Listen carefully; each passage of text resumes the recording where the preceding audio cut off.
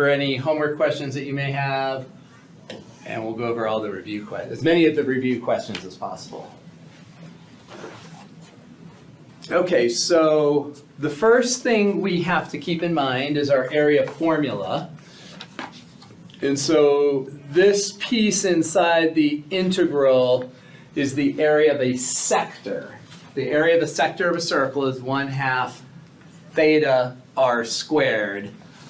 And when we're doing area and polar, it's the theta variable that's our incremental variable. So that d theta is representing a super thin slice. Like when we do an integral to find area under a curve in the xy plane, we use x as the differential variable that we're incrementing really in tiny, tiny steps.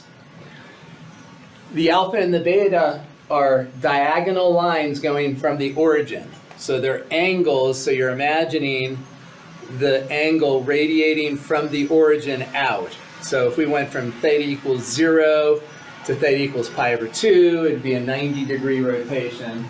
I feel like the Zamboni disappeared for a while. Now it's back. So another thing that we said when we're finding polar areas is that it's best to use as much symmetry as possible. It's always better not to integrate through cusps or corners or things, and this is asking for the region inside all the leaves. And so what we can do is find the area of one leaf and multiply by 4, or half a leaf and multiply by 8. Doesn't really matter. Now, looking at the polar graph paper here, it's reasonable to assume that theta equals 0 to pi/2 is going to graph this first leaf here. That's completely reasonable to assume. Now, let's just remember that on Thursday, when we were graphing this one though, remember that there was a gap. This went theta equals 0 to theta equals pi/6, and that completed this whole upper segment here. So we didn't go all the way to pi/2, but if you look at today's graph, it is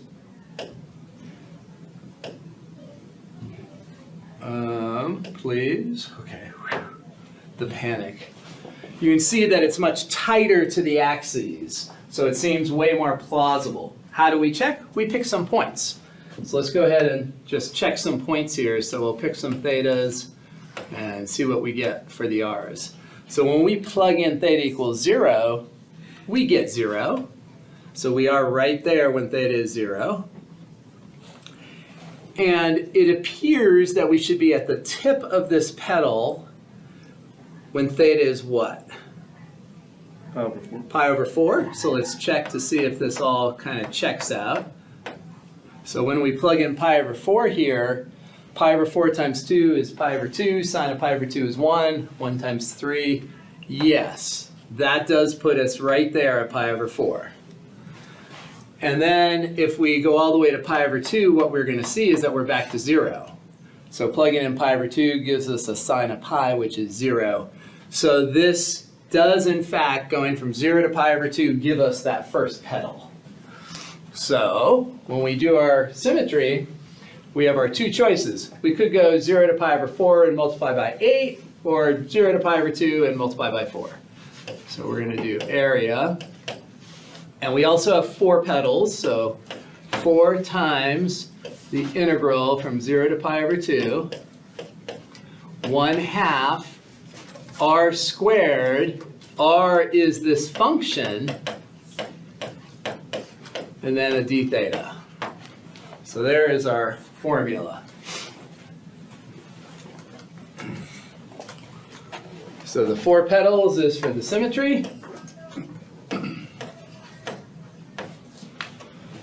And then the area of 1 petal, integral 0 to pi/2. Does that seem okay? So we will then do a little simplification with the coefficients. We're going to square this out, so we're going to get 9 sine squared of 2 theta. That 9 can also, of course, come out to the front.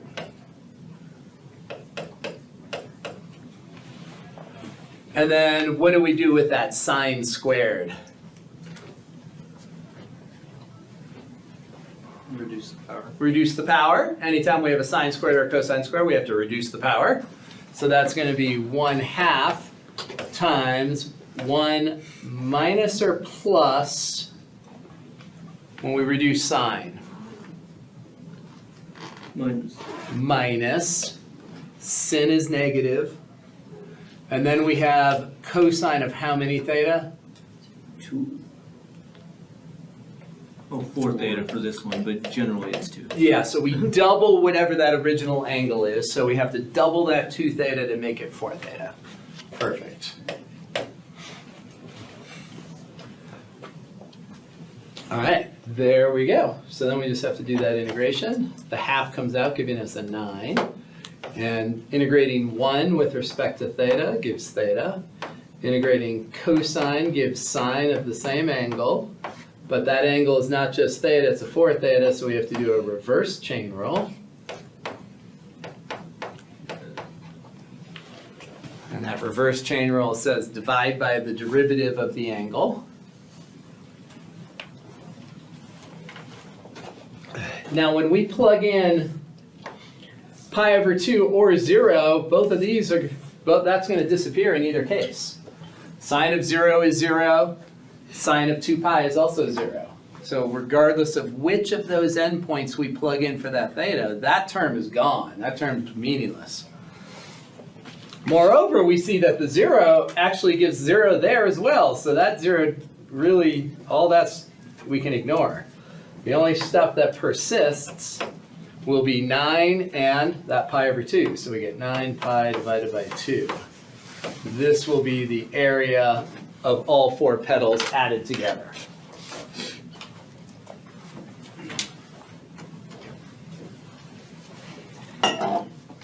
Leaves, petals, whatever you want to call them, leaves or petals. Okay, so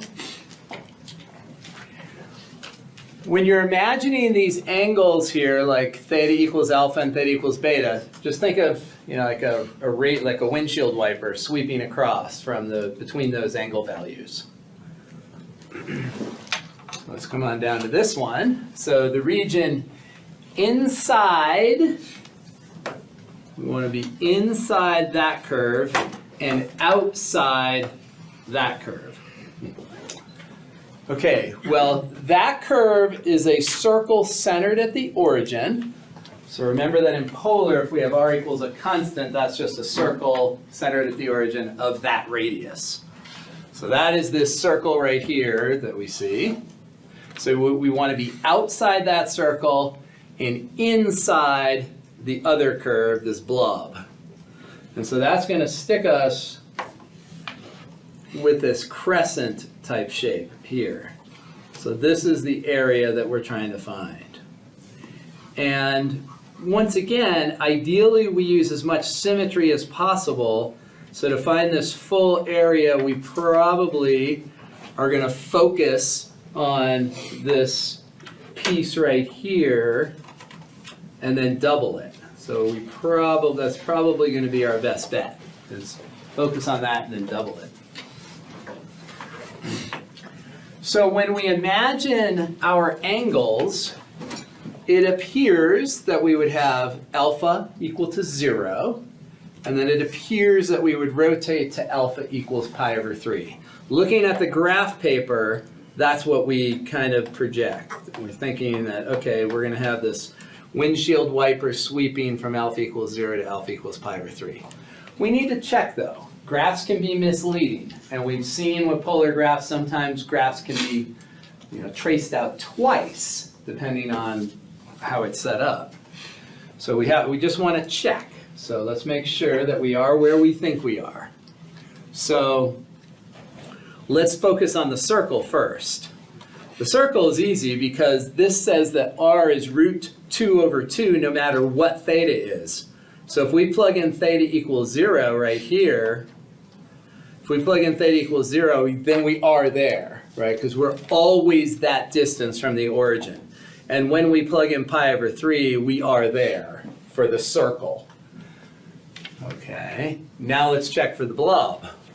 When we plug in theta equals 0 into that blob, cosine of 0 is 1, r equals the positive square root of 1, which is 1 unit away, and that is in fact right here. This is 1 unit away from the origin. This is a circle of radius 1 right there. You can see the radius 1 circle is right there. Okay, so that's good. That lines up, both curves line up at 0. Let's double check at pi over 3. We plug that into the blob. Cosine of pi over 3, that's 1/2. Square root of 1/2 is root 2 over 2. So we are the same distance from the origin as the circle is from the origin. So that means that the points do in fact coincide. Nothing fishy is happening here. So then we imagine our radial line sweeping across, and if we draw a random sector, so when we do our rectangles, we draw our representative element. The representative element back in the day was rectangles. Here the representative element is a sector, and when we draw that sector, this is what here's how I would visualize it. So I'm just imagining getting to the first curve, and then we have our little sector right here. This is like a little tiny sector. And it's important to recognize which curve is the inner curve and which curve is the outer curve. It's really the only thing that matters when we set up our integral. So our area, we said, will integrate from 0 to pi divided by 3. And it's going to be, normally on the inside, it's 1/2 r squared. The difference is here that we have to do a little subtraction. So we're going to do the r outer squared minus the r inner squared times d theta. Does that make sense to everyone? So r outer squared, so if we think about 1/2 r outer squared, that's finding the area of the big sector to the outer curve.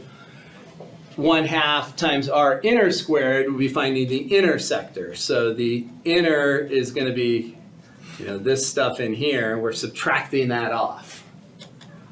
So we want to subtract off what's inside. So this looks a lot like one of those formulas that we used back when we were using the washer method. We have the outer disk minus the inner disk, same idea. Okay, so the 1/2 can pop to the front, 0 to pi divided by 3. The outer curve, let's see, the inner curve is the circle, right? That's the one closest to the origin. So that's the inner one. So that's the inner curve, and this is the outer curve. So the outer curve is the blob, it's that one. So we're going to go r outer squared. So that's going to be the square root of cosine theta, quantity squared, minus the inner curve, which is the circle, root 2 over 2, quantity squared times d theta. So there's our setup. Is there anything on that setup that you're curious about?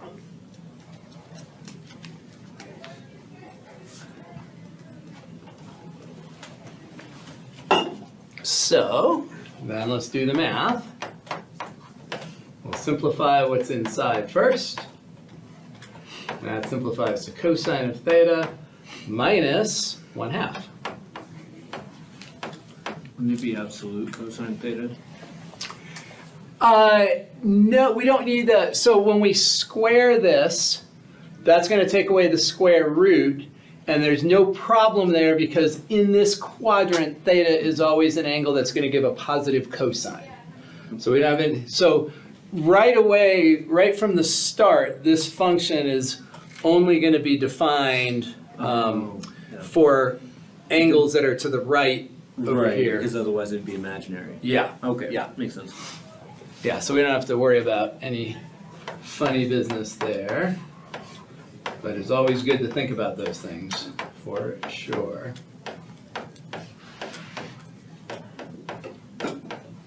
So here is our setup. That 0 is not going to contribute anything because sine of 0 is 0. And a half times 0 is 0. So we only have to worry about thinking with the pi over 3. So this will be 1/2 sine of pi over 3, root 3 over 2, minus pi over 6.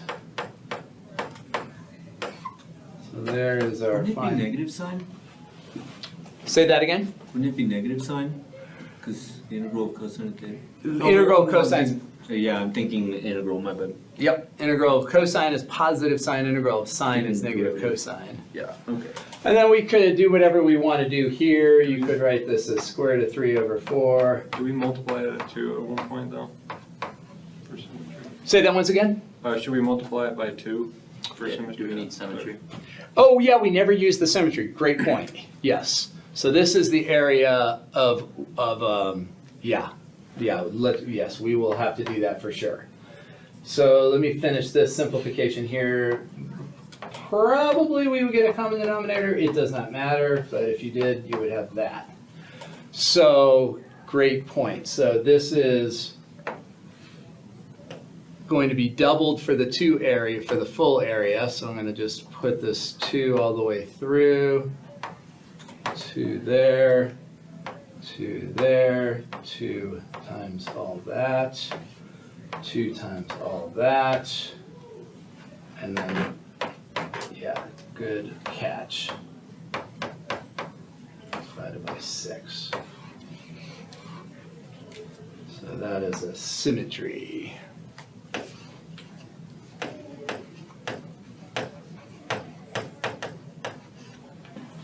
Yeah, so we're gonna take all that and then double it.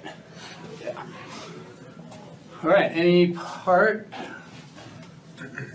of that you want to ask about?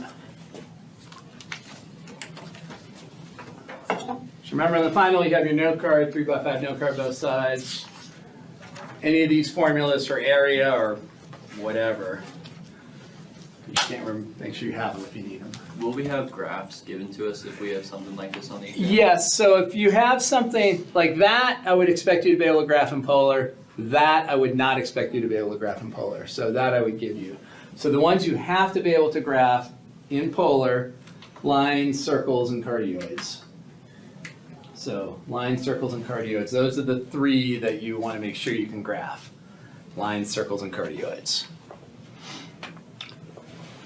So let's go ahead and take a look at our review.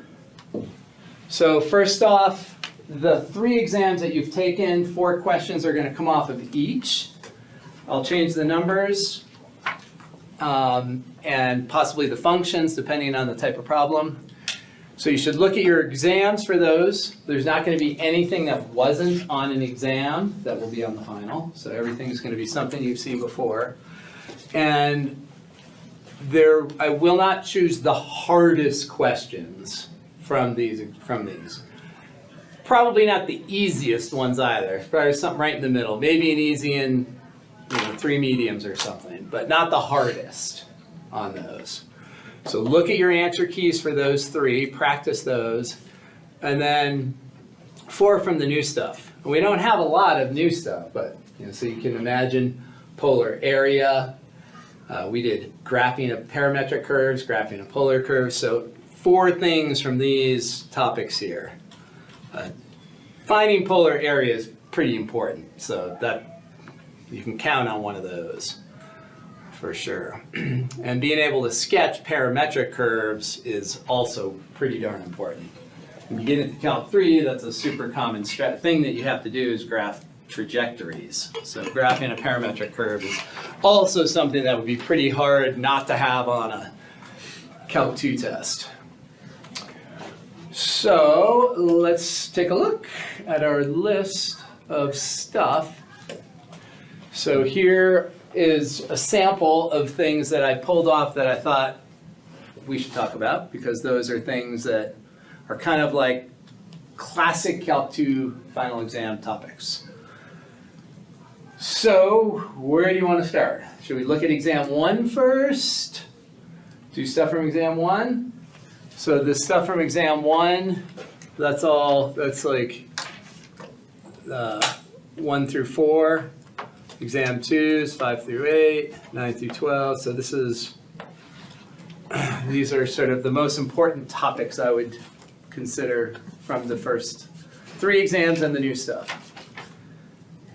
So if you want to go over a question specifically from the exam, we can, or we can just make stuff up as we go. So, should we do a volume using shells, washers? A or nay? I see a yes.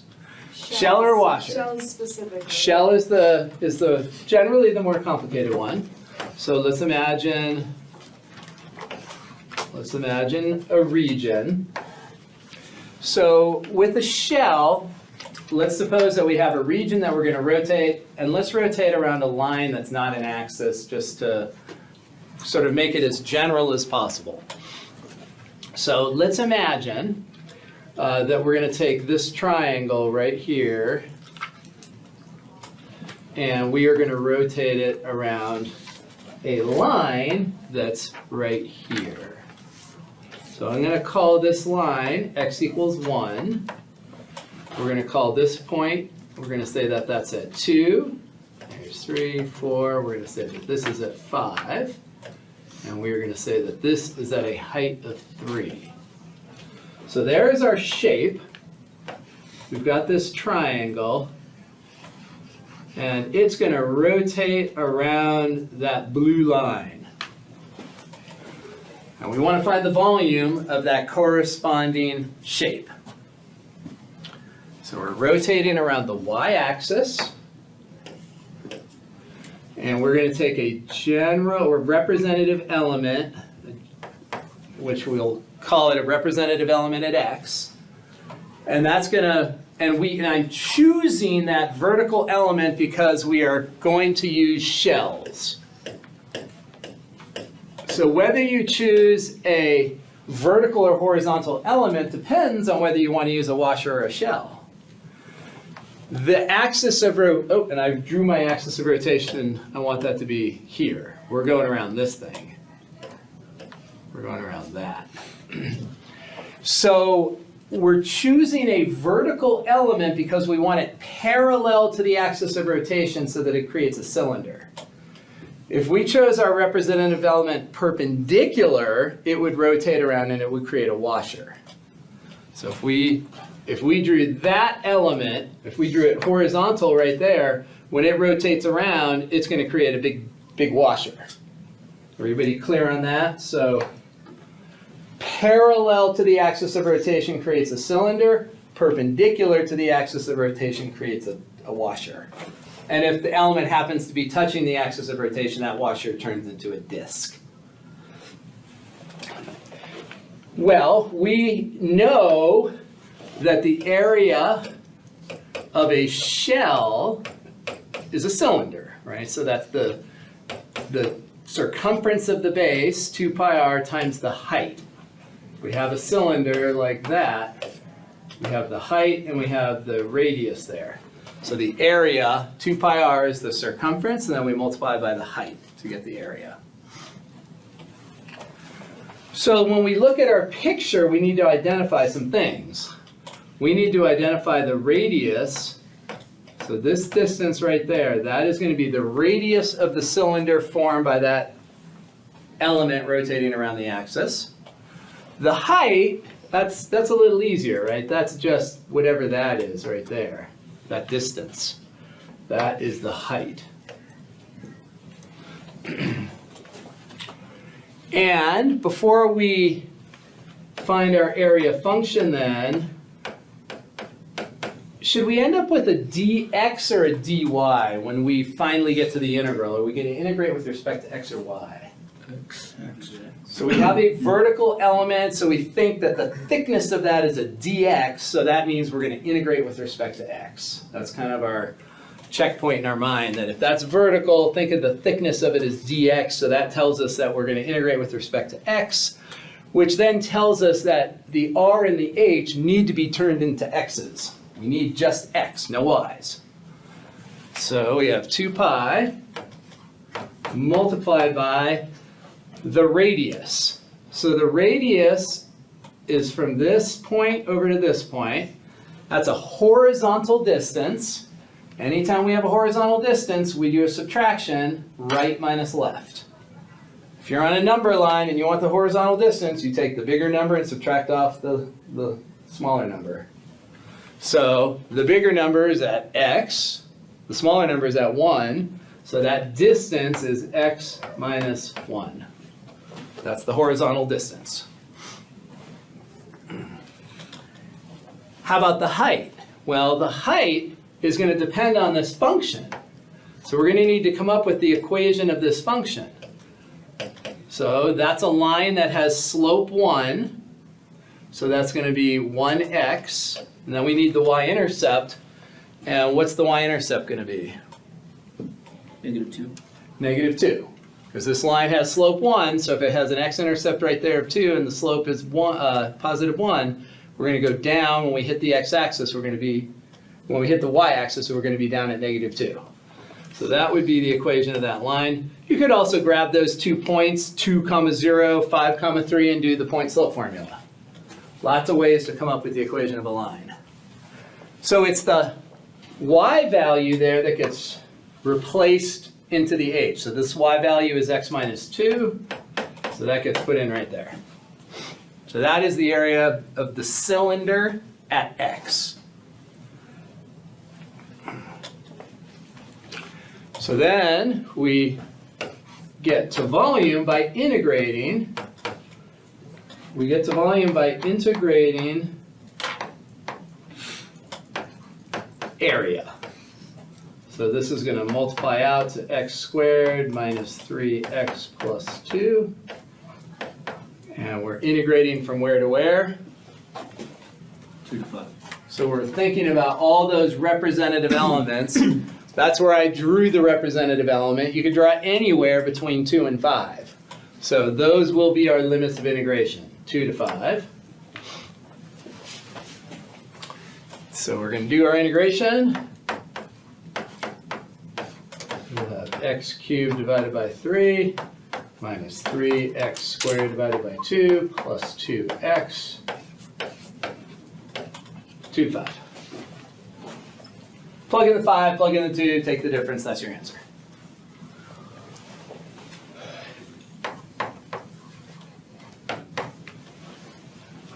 Any question on the setup? Setup for these is the most important thing.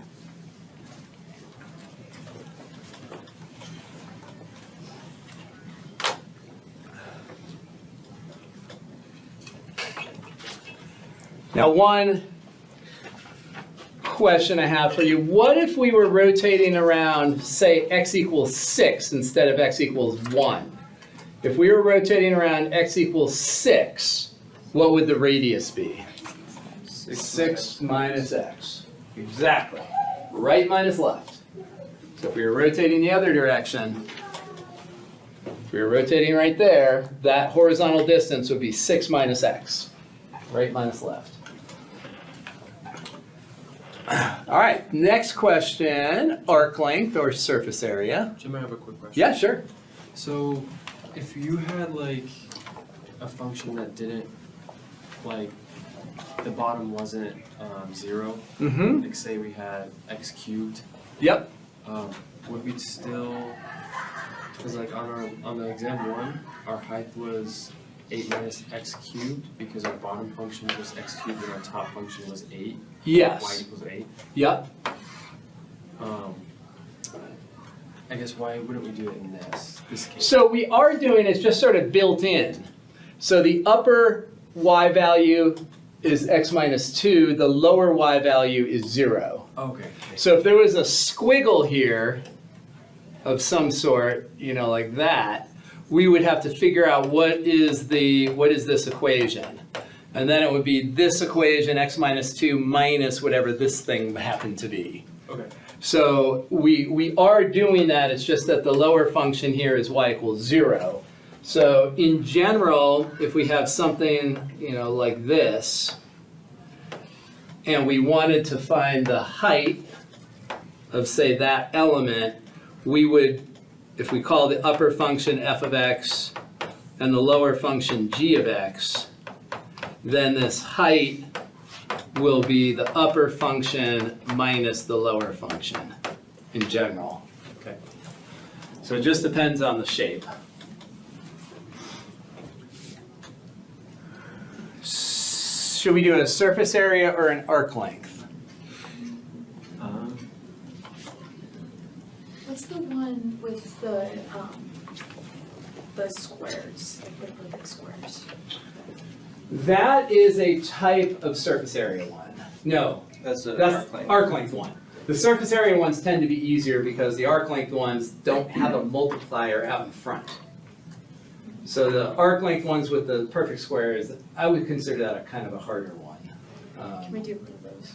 I think we should do surface area. That was my vote. Okay. Surface area, I think surface area is better just because it's hard but not as hard. The integrals usually for surface area work out a little nicer.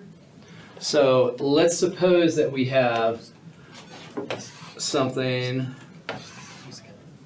like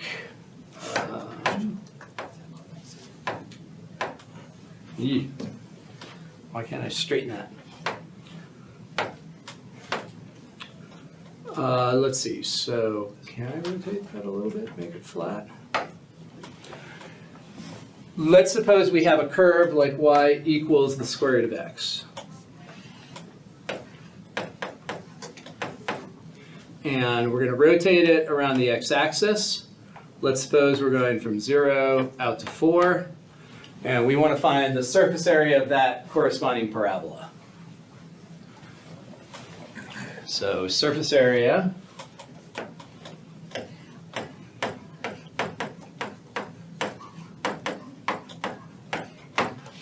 what is that surface area? Okay, so first off we have to have our formula. So the surface area formula is going to be 2 pi r ds. That's our generic formula. And we don't know the limits of integration with respect to s. So that s is our differential. S is measuring curved distance. We don't have a curved number line on that graph. So we can't use s. That's why we have to convert to x's or y's. This part right here is circumference. So if you draw a representative element here, so there is our point on the curve, that rotates around and it's creating this circle. And the 2 pi r is the circumference of that circle. And then when you multiply by ds, ds is the differential, which is a tiny little diagonal, like, little tangent line that's diagonal there. And that's what's creating the frustum of a cone. It's creating the little base of a cone. And so our representative shape is a frustum. When we're finding area under a curve, representative shape's a rectangle. When we're finding area of a polar curve, our representative shape's a little sector.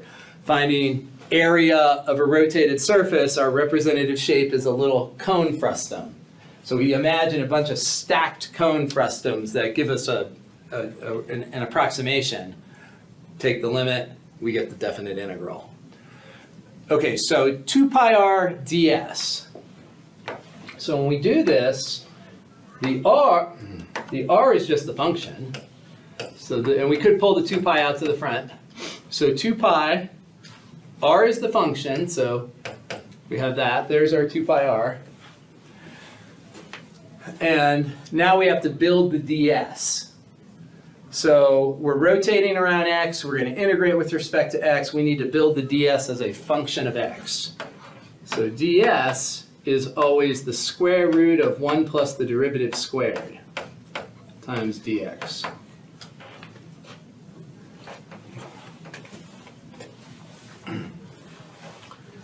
So let's find the derivative of y up here. So y prime is going to be 1/2 x to the minus 1/2, which we could write as 1 over 2 square root x.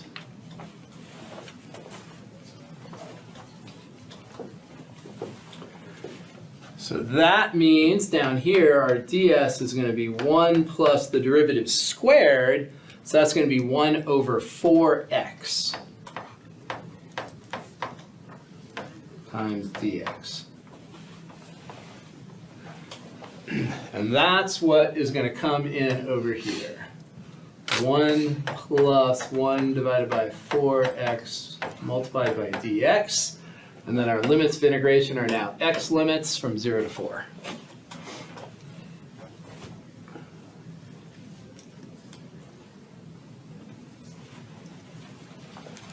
The 2 pi can come to the front. And then we ask ourselves, how do we combine two square roots? To combine two square roots, you turn it into one square root, and you're going to distribute the inside of the first into the inside of the second. So you multiply it by both. So we're going to end up with a single square root of x plus 1/4.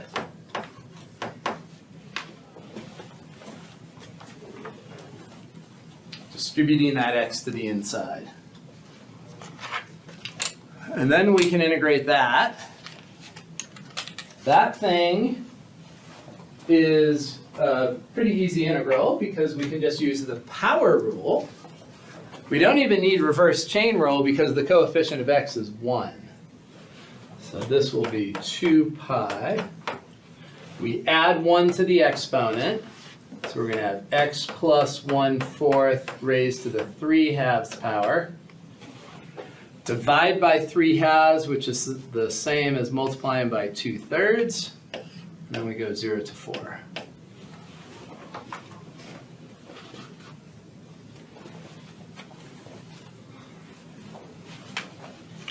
So we will have 4 pi divided by 3 multiplied by 4 plus 1/4 is 17/4 to the 3/2 minus 1/4 to the 3/2 when we plug in 0.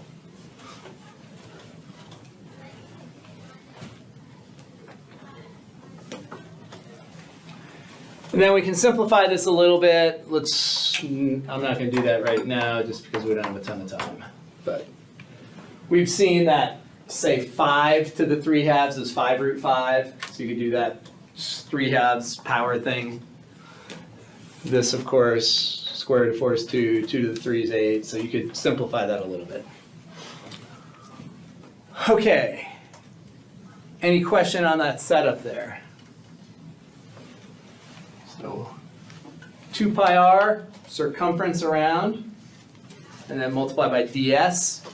We don't know squat about ds though, so we have to convert to dy or dx. And we always do our conversion like that.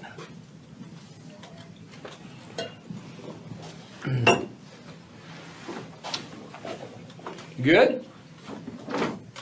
So let's take a look at emptying a tank. So if we want to empty a tank,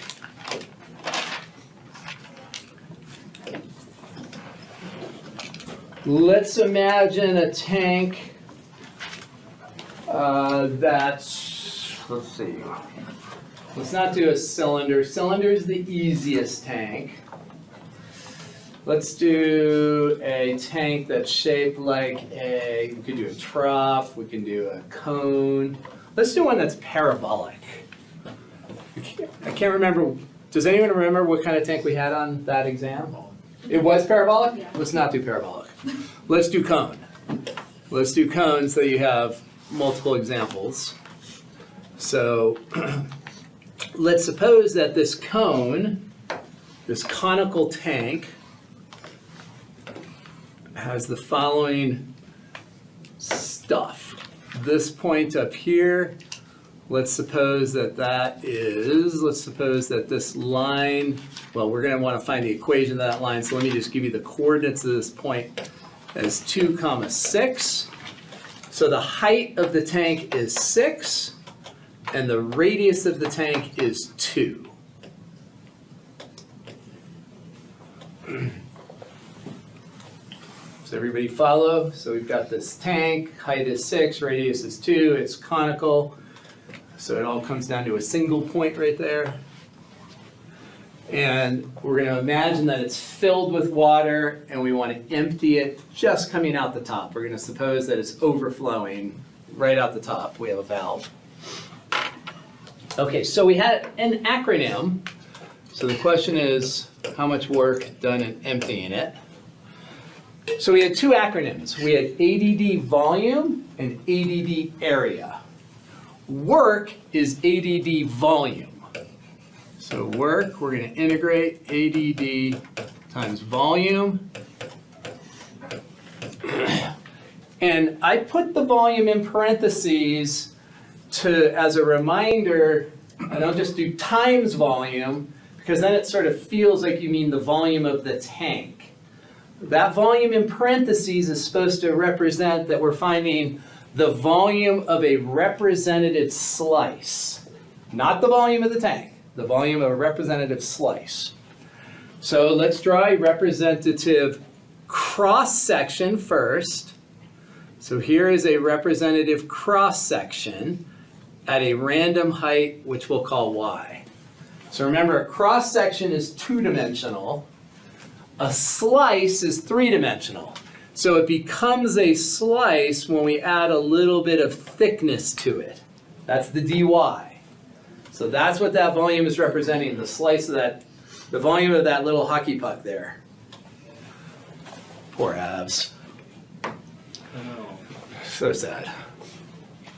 So work is going to be, let's see, A is acceleration. Acceleration due to gravity, we're using metric, so that's going to be 9.8. So acceleration, density, and then distance. Density of water with metric is 1,000. So there's AD. And distance, that last letter, the third letter there, means the distance traveled by your representative cross-section. How far does it travel? So that distance that we're talking about is right here. That is the distance that this cross-section is going to travel. And so that's going to be 6 minus 1. 6 minus y, exactly. So it's the upper, what's a vertical distance, so it's the top y minus the lower y. The lower y we're calling y, the upper y is 6, so 6 minus y. Perfect. And then volume, again, is the volume of a slice, which is going to be the area of the cross-section times dy. Area of the cross-section times dy. So this is going to be area right in here. So it's the area of a circle. So it's going to be pi times r squared. So let's come off to the side and figure that out. So we have our cross-section, has a radius of r, and the area is going to be pi times r squared. That's what's going in there. So pi times r squared. Now r is changing. You can put your representative cross-section anywhere you want. R is going to be different depending on where you put it. So what we're going to need is the equation of this line. And it's the equation of that line solved for x that's going to give us the corresponding radius. So that's where we're at. So we need to know the equation of this line. Well, the equation of a line that goes through the origin is y equals mx. Y-intercept is 0. So all we need to know is the slope. And the slope is 3. So that equation is y equals 3x, and if we isolate x, we're going to have x is equal to y divided by 3. So when it's written as a y value, when you have y isolated, it's measuring vertical height. We want it to measure horizontal distance, so we're going to isolate x so that it's now measuring sideways. It's measuring distance from the y-axis. So our area function is pi multiplied by y over 3 quantity squared. That's what's going to go in here. Pi times y squared over 9.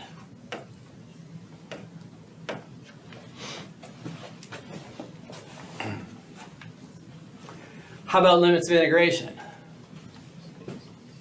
0 to 6, because we have slices of water or cross sections of water all the way from 0 to 6. And that is our setup.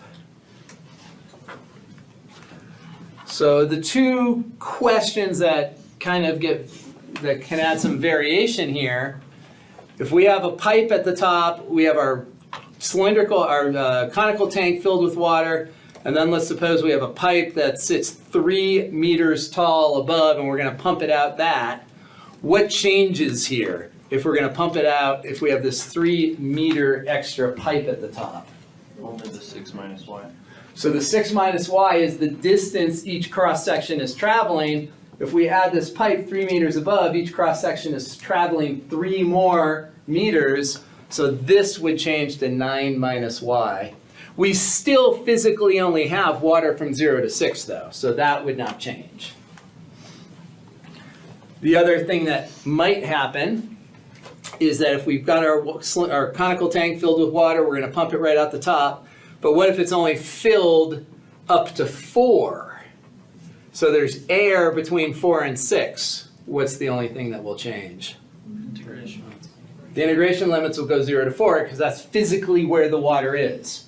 Those slices would still travel 6 minus y, but if we only have water between 0 and 4, we would just have a reduced limits of integration. Okay, so then this integral, not too hard. You're going to have to distribute this and integrate with respect to y, but that's the easy part. So we'll stop there. You can practice that integral.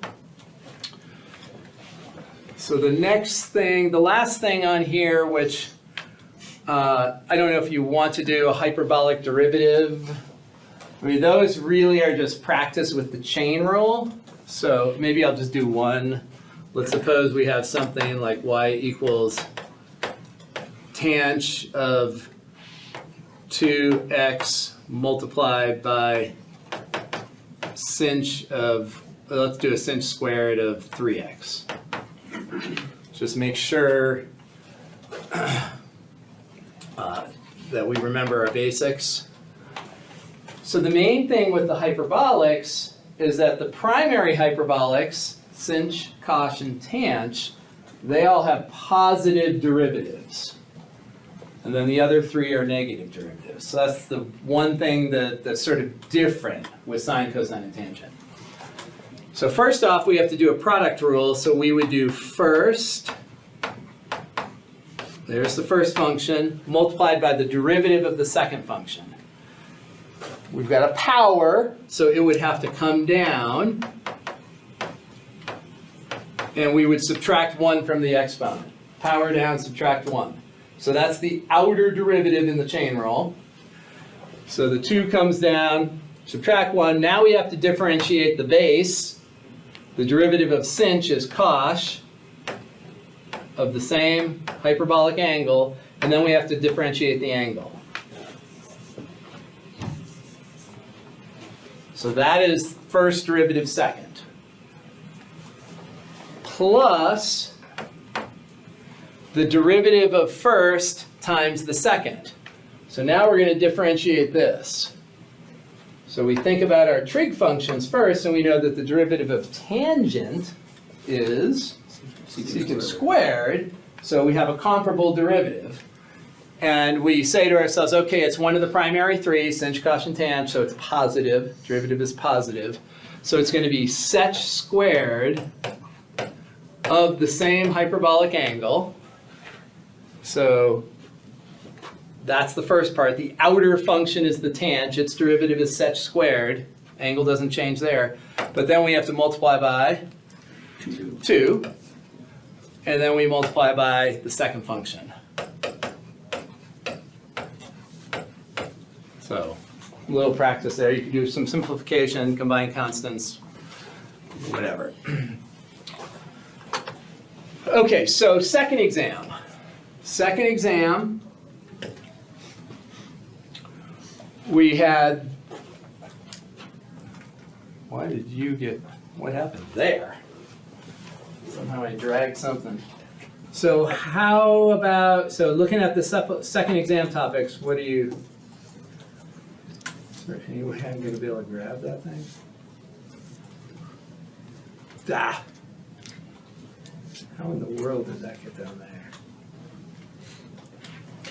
So what topic do you want for second exam?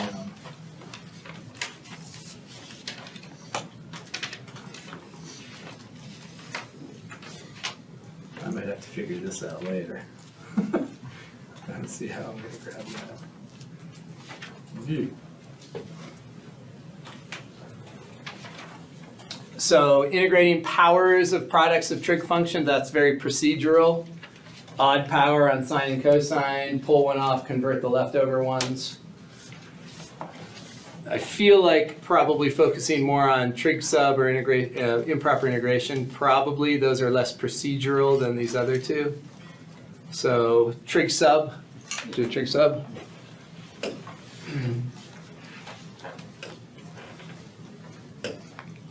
So with trig sub, let's suppose we have something like x, put something crazy down here, like 9 minus x squared raised to the 3/2. So let's suppose we have something like that, and we're told to use trig sub. Told to use trig sub.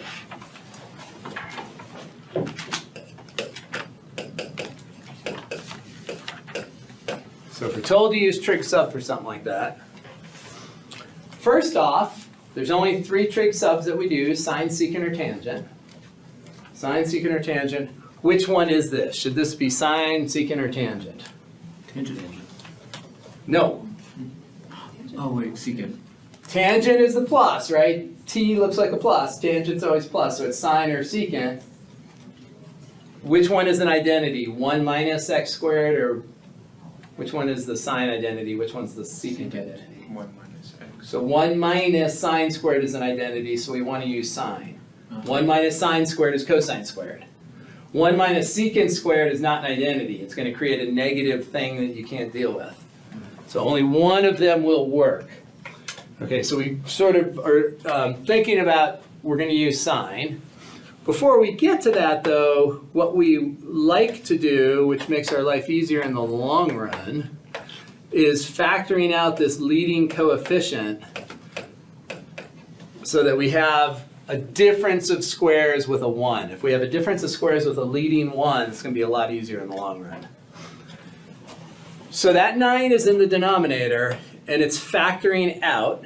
So first off, there's no 9 with this x squared, so we can put one in. We can do that. And then the 9 that's factoring out in the denominator is going to be that one.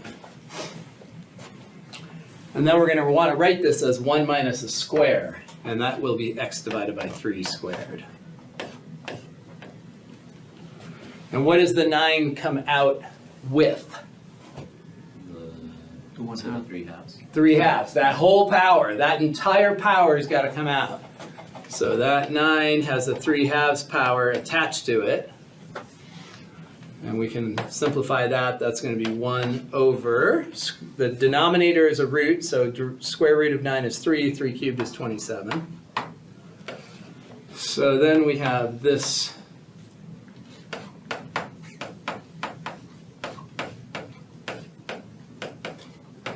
Put that dx right there for whatever reason. All right, so we have that. So now we're ready to do our trig sub. So we said that we're going to use sine. So whatever is in the parentheses is going to be turned into sine of theta. And if you want to, you could clear out the fraction before you take a derivative. Does not matter. And then we take a derivative, more correctly, a differential of each side.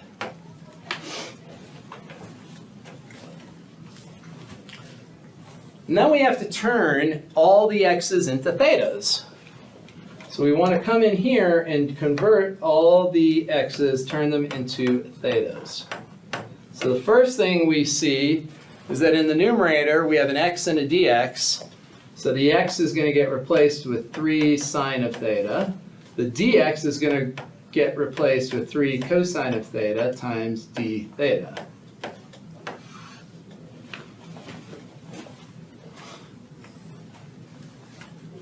And then in the denominator, we end up with 1 minus sine squared. All raised to the 3/2 power.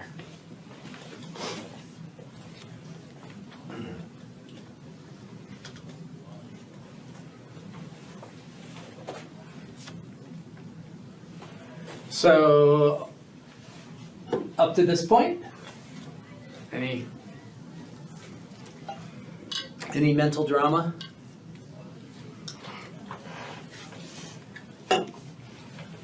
We'll simplify, so we'll get 1/3. In the numerator, we have sine times cosine. In the denominator, 1 minus sine squared gets replaced with cosine squared, and cosine squared to the 3/2. So we're going to have cosine squared all raised to the 3/2.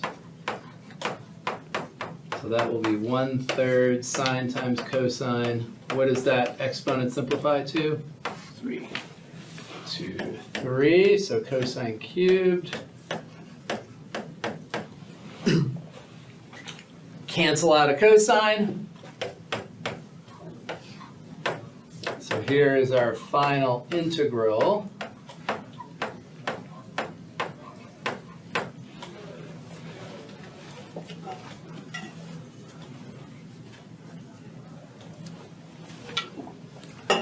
And what should we do for our u sub?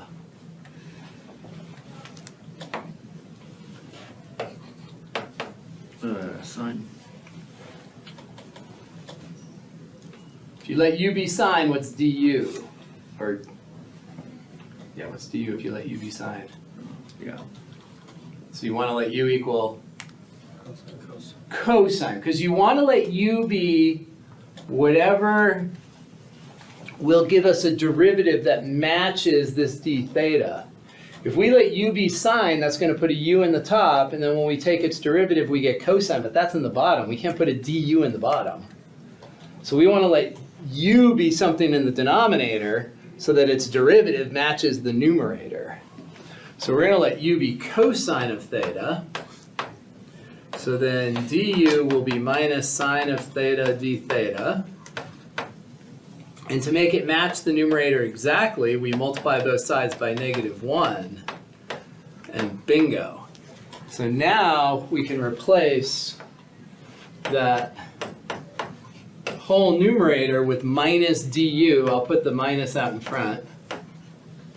So there's the numerator. And then cosine squared just becomes u squared.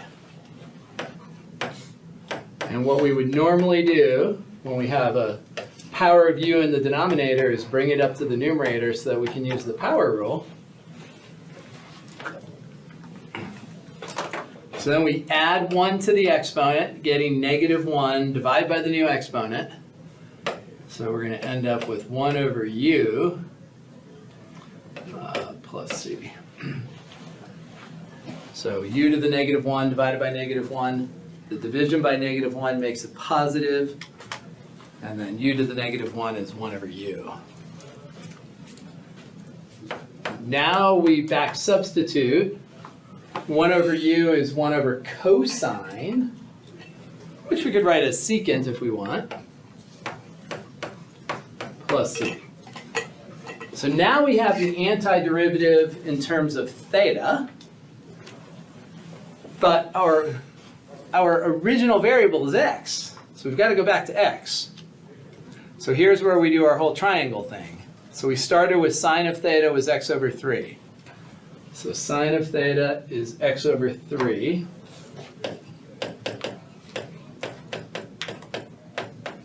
So we draw our triangle. There's theta. Always draw it as if it's in quadrant 1. Sine is opposite over hypotenuse, which is going to allow us to find this unknown side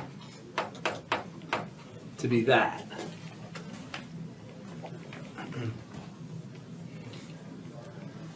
And now we can finish it off. This is going to be 1/3 multiplied by secant. So when we look at that triangle, secant is hypotenuse divided by adjacent. So that's going to be 3 over square root 9 minus x squared plus c. Cancel out where we can.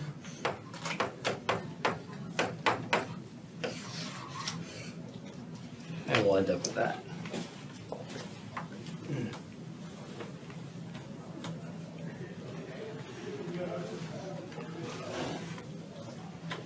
All right, let's go ahead and take our break. And then we'll do some more. Some more. Let's see that. Pause. All right, so our next topic after trig sub was, let's see, improper integration. Do one of those. So improper integration, trig sub. Improper integration, let's imagine a function that needs to be asymptotic.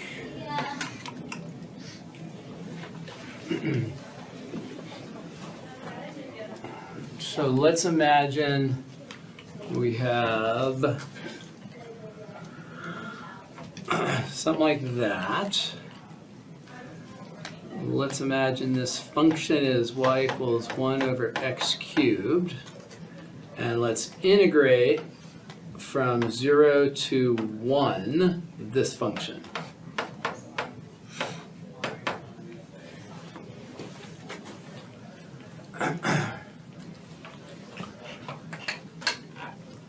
All right, so are we expecting that this is going to be finite, or are we expecting this to be infinite? All right, let's check. Let's check. So the first thing that we have to do whenever we have an improper integral is switch it over to a limit. All right, because this is not a definite integral. This function is not defined at 0, so that is not a definite integral. So the very first step is to convert it to the limit of a definite integral. So we're going to go and integrate whatever letters we want to use. I'm going to use a c. So c to 1, limit as c goes to 0 from what side? Right. From the right-hand side. So if we imagine our interval here, let's suppose that this is our interval from 0 to 1. We want to make sure that we're in the interval. So we're going to imagine that, we're imagining that as 1 right there. This one I need to move down a little. So we want to stay in this interval. So we're picking c to be something in the interval. So c is right here. And we are letting c go over to 0, and it's coming to 0 from the right-hand side. So we're going to find the area from c over to 1. This is a definite integral from c to 1. There's no undefined y value there. So that's a definite integral. And then we take the limit as c goes to 0. See what happens. Okay, so we are going to rewrite this as x to the negative 3 times dx. And then we're going to carry on our merry way. We add 1 to the exponent, divide by the new exponent. This goes from c to 1. We can factor this -1/2 all the way to the front if you like, doesn't matter, you can leave it there. So then we're gonna plug in our limits of integration. So we're gonna have 1 to the -2 minus, that's gone, it's out in front, minus c to the -2. So let's rewrite that. So we have -1/2 limit as c goes to 0 from the right. 1 to the -2 is just 1, and it's usually a good strategy to put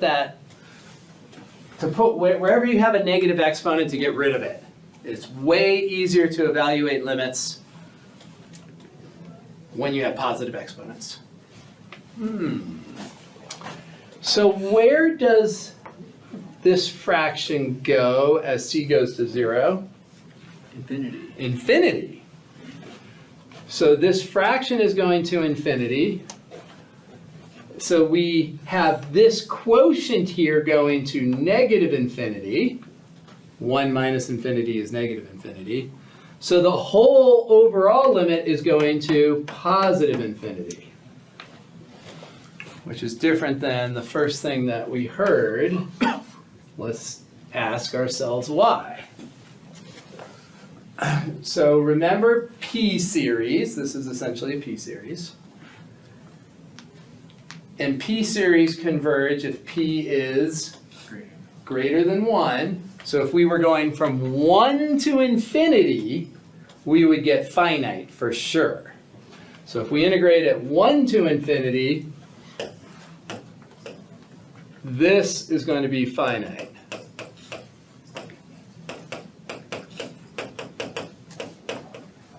If I can spell finite. Because this power is bigger than 1. So if we have a vertical situation, what does the power on the x have to be to get vertical convergence? Less.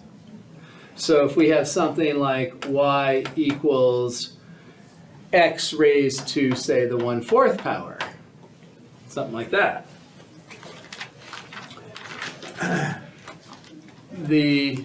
Although is that a good graph? Yeah, something's fishy with my graph there, though. Oh. This. I was like, something is wrong. What am I doing wrong? That's what I'm doing wrong. We're in the denominator. The power on the x in the denominator has to be fractional for this to be finite over here. So if we integrate this will in fact be finite, because that is less than 1. So it's the opposite. If we're going from 1 to infinity, the power has to be bigger than 1 in the denominator for it to be finite. If we're going from 0 over to 1, the power has to be less than 1. And so the other limit here, so if we integrated 1 over x to the 1/4 from 1 to infinity, this would be infinite. So if you go through it, that'll be infinite. But if you integrate 0 to 1, that's going to be finite.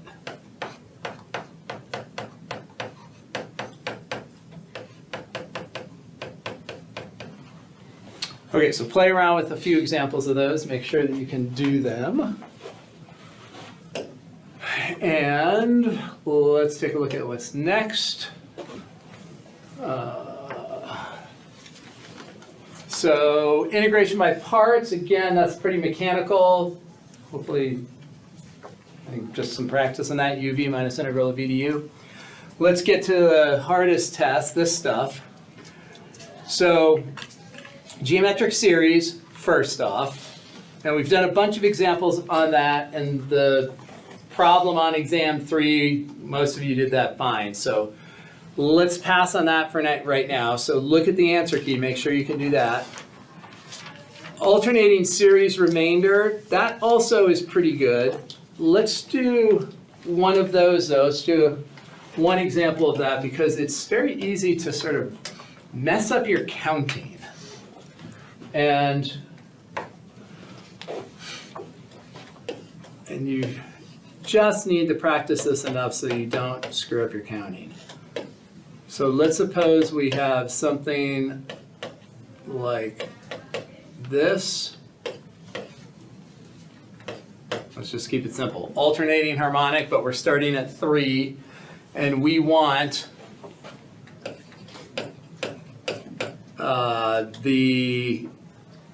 let's just go less than 1,000th.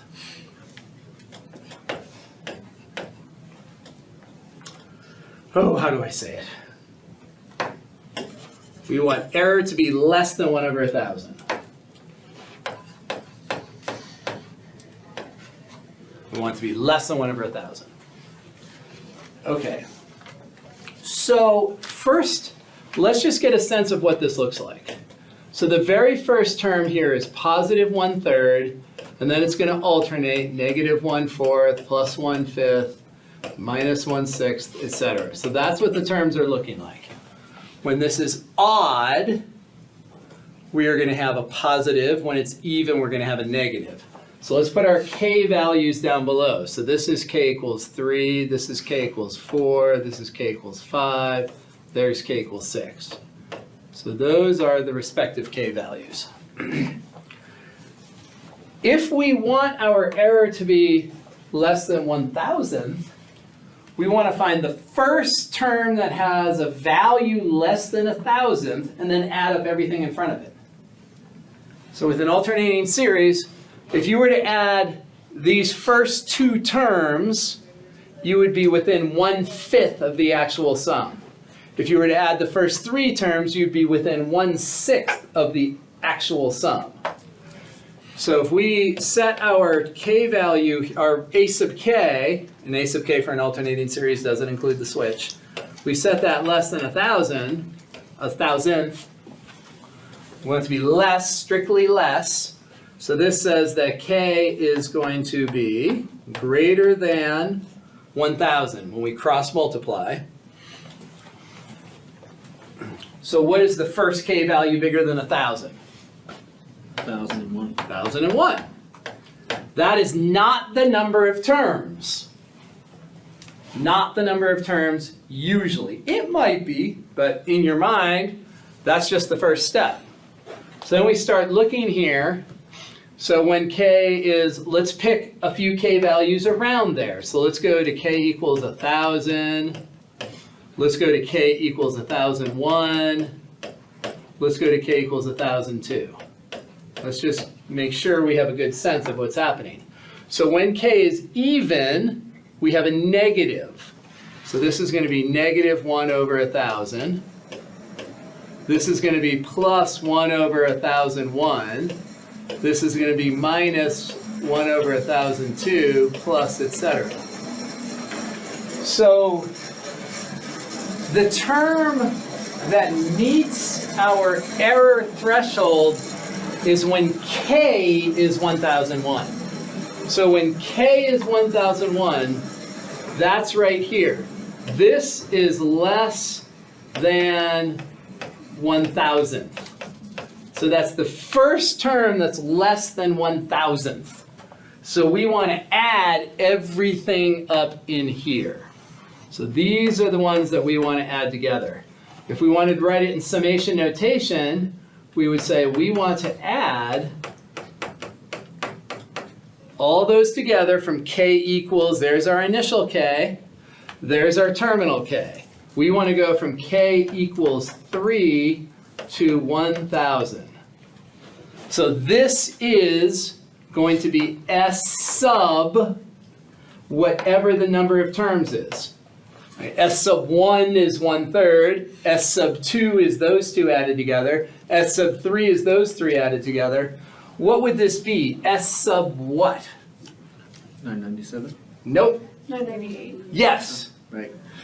S sub 998. That is what it's going to be. So in your mind, you have 2 ways to do it. You can do upper minus lower plus 1. Or you can say, ooh, subtract 2 from this k value to get to 1. So then subtract 2 from up there. Right? If it starts at 1, then it is what it looks like. If you're integrating, if you're summing from k equals, say, 1 to 15, how many terms is that? 15. So this is 15 terms. So you want to think in your mind, what does it take to get this to be a 1? Then you're counting like you normally would count. So to make that a 1, you subtract 2, so you subtract 2 up there, so that's 998 terms. So we're adding up the first 998 terms. So that is going to be our the number of terms that we have to add. So 998 terms.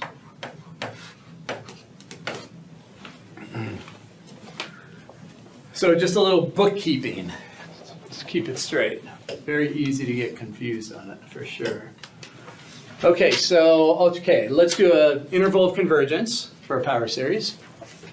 So interval of convergence, let's start with a power series, and let's suppose that it looks like,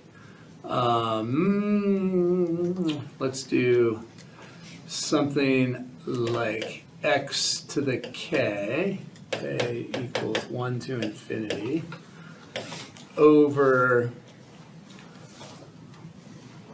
let's do k, let's just do k, I don't want to do k factorial, let's do k cubed down there. If we do k factorial, it's going to reduce to one of the simpler cases. This should give us a little extra work to do. So let's go with that. Okay, so we have, first off, it's a power series because there's an x.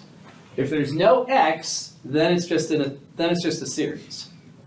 For it to be a power series, there needs to be powers of x. So it needs to have a domain. Right, whenever we see an x in a function, we say, well, what x's are we allowed to put in there? What is the domain? And that's what an interval of convergence is. It's sort of a series domain, a power series domain. And most of the time, we're going to go with the ratio test. You can go with the root test if it makes perfect sense, but I want to change one other thing to generalize this. I want the center not to be 0, just so we can sort of analyze what happens with regard to that center being shifted. So let's make that an x plus 2. What is the center then? Negative 2. So over at negative 2, that's where this thing is centered. So it definitely converges for negative 2. Because if you plug in negative 2 for that x, you get 0. All right, so then all the terms are going to be 0 when you plug in x equals negative 2. All right. So ratio test, usually we use an R, and that's going to be the limit as k goes to infinity of the absolute value of a sub k plus 1 over the absolute value of a sub k.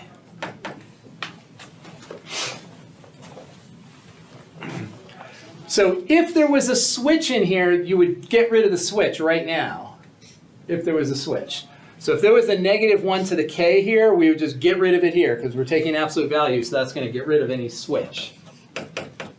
So this will be x plus 2 to the k plus 1 divided by k plus 1 cubed. Now you still need absolute value right here because that x is a real number. It could be negative. We could have a negative value there, so we need the absolute value still. Then we're going to multiply this by the reciprocal of a sub k.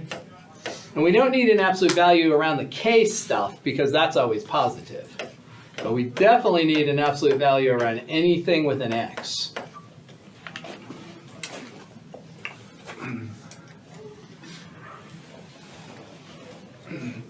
So then we look and there's one extra x plus 2 in the numerator. So these two terms are combining. We end up with x plus 2 to the 1. Still need absolute value. There is no k in there anymore, so it can factor out of the limit, because that limit is based on k. So anything that doesn't have a k is not affected by that limit, so you can factor it out as if it's a constant. And then we have k cubed divided by k plus 1 cubed.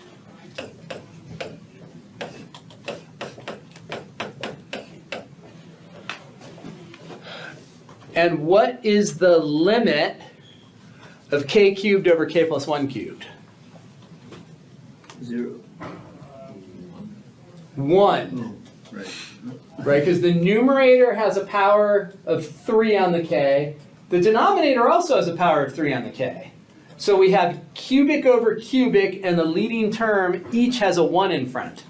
So the limit, when you have polynomials at the same power, you look at the quotient of leading coefficients, 1 over 1, which is 1. Okay, so the limit part here, this limit is equal to 1, because it's cubic over cubic. And then 1 times that is that. 1 times x plus 2 in absolute value. Okay. So now we have to remember that with the ratio test, with the root test, with the geometric series, we have convergence if that r value is Less than. less than 1. So we want to know, okay, well, this is going to be less than 1 sometimes, but it's also going to be greater than 1 sometimes. Depends on what x is. So then we ask ourselves, well, let's figure out what x's force that to be less than 1. Some x's will make it less than 1, some won't.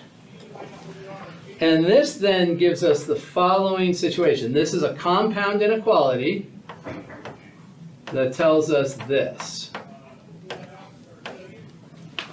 All right, so you can be less than 1 in magnitude in 2 different ways. You can be to the right or to the left.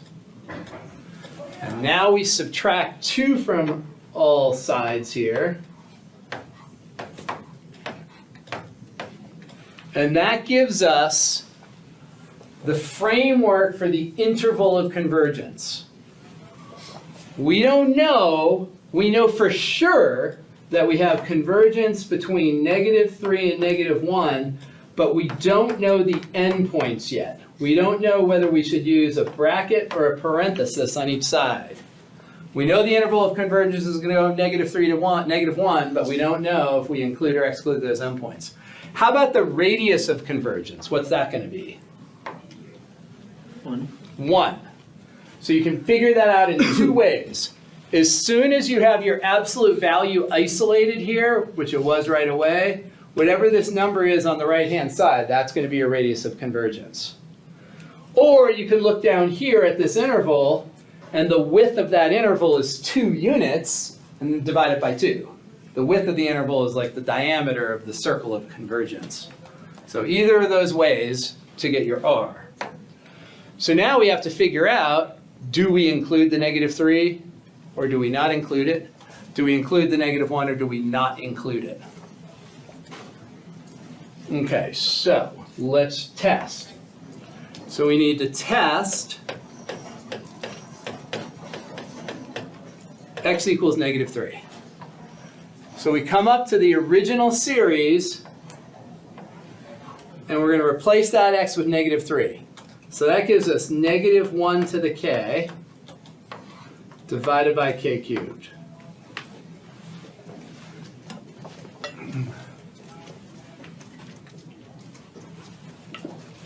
And is that going to converge or diverge in y?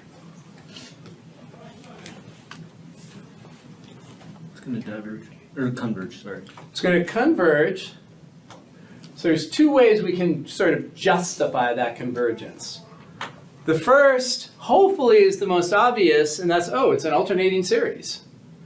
And for us in this chapter, if we have an alternating series with a sub k going to 0, that's enough. So, right, a sub k is just 1 over k cubed. It doesn't include the switch.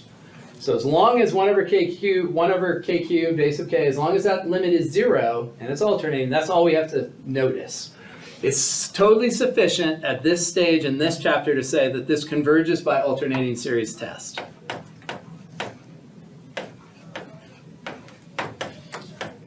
So that's all we have to do for this one. Now you could also say, another option is to consider the series of absolute values. And we know that a series that is absolutely converging is regularly converging. So in other words, if you turn all the minuses to pluses and you get convergence, then the series that had the minuses in there must also converge. So we had a theorem that said absolutely convergent means regularly convergent. So you could say, oh, well, let's check the series of absolute values. And why does this converge? P is greater than P series. This converges because P equals 3, which is bigger than 1. So therefore, you also have regular convergence. So 2 ways that you could sort of think about that conceptually. All right, how about if we test? So now we have convergence at -3. So now we know that we have a bracket on the left. And then we're going to test +3. And when we plug in +3 into the original, we get 5 to the k. Shouldn't it be -1? Oh, yeah, why did I say +3? -1, thank you. Nowhere close. -1. So we plug that in up here, we're going to get 1 to the k over k cubed. And what is 1 to the k? 1. Yeah, that's just 1. So that's not, so we have that. And then we're into the P series case. So make sure you identify P, indicate the threshold number, so therefore we have convergence. So we end up with brackets on both. Brackets on each.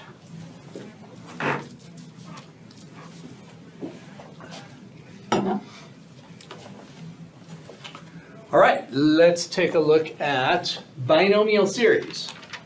That's the next thing. Let's go to a binomial series.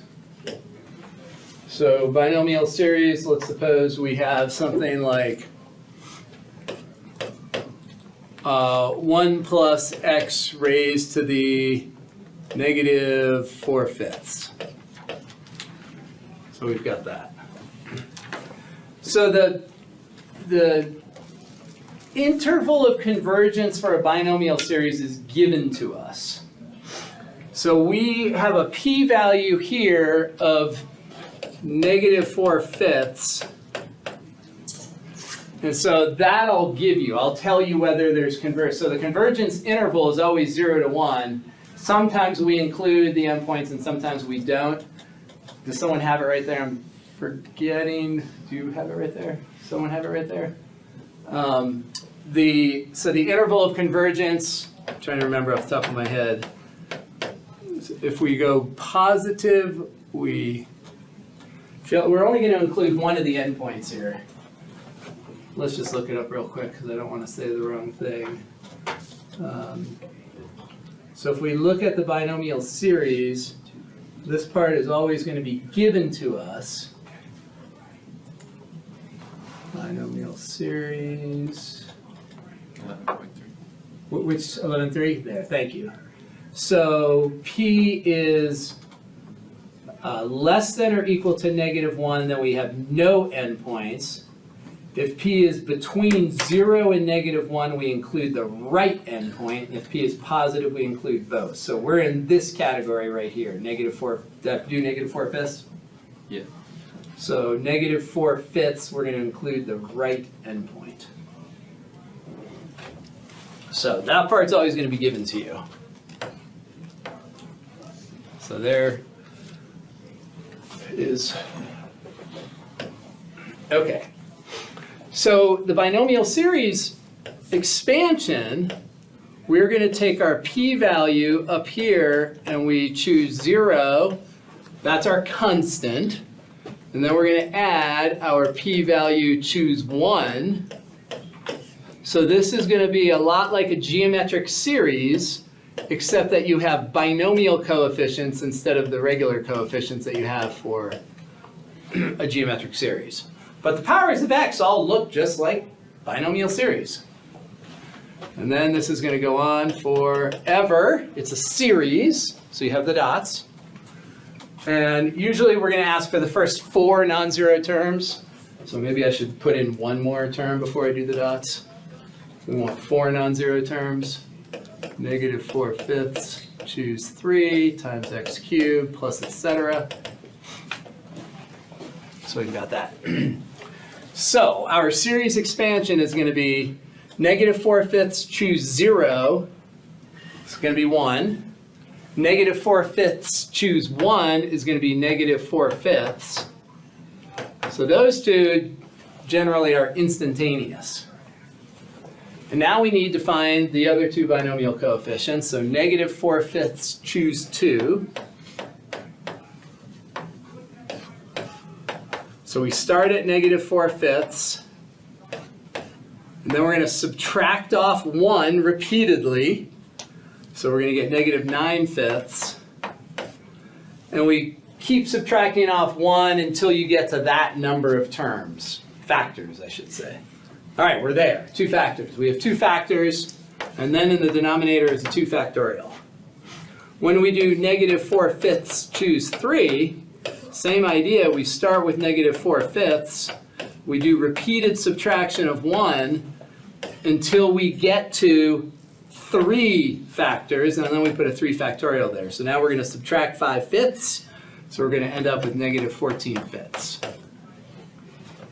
So that's how you find your binomial coefficients. Let's multiply this out. So this 2 is going to cancel up there. We're going to get a positive 18 over 25. That's what I see. This one is going to end up with 125 in the denominator. 5 times 5 times 5. There's a 3 and a 2. The 3 is going to cancel into the 9. The 2 is going to cancel into the 4. So we're going to end up with 3 and 2. So that's 6 times 14, which is 60 plus 24, 84, I believe. Somebody double check that math. So our polynomial is going to look like this then. So our next coefficient is 18 over 25 times x squared, and then minus 84 over 125 times x cubed, plus etc. So that is the binomial expansion for 1 plus x to the negative 4/5.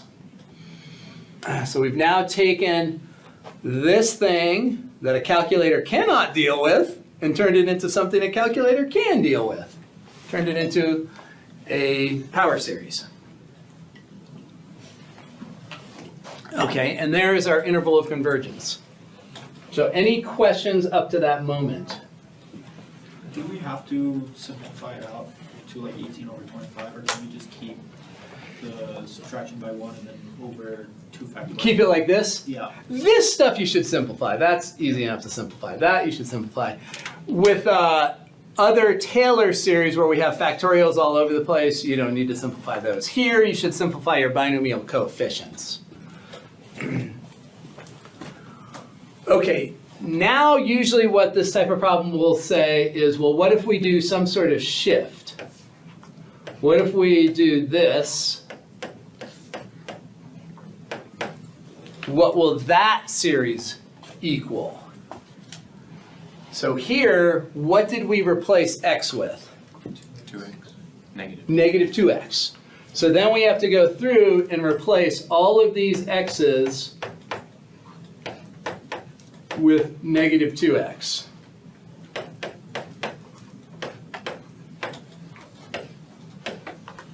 So we're going to replace each x with negative 2x. That's squared. This one is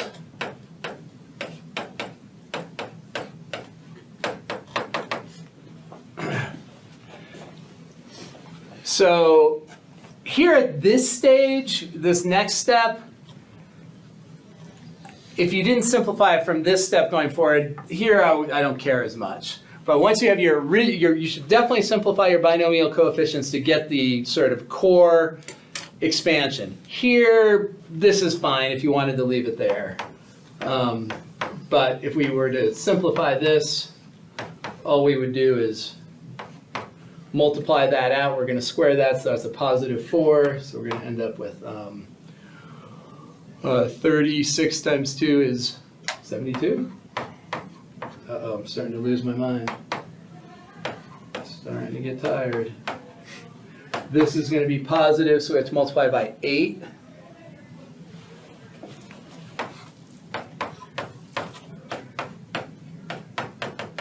If we multiply that by 8, we're going to have, what, 640, 652 or something?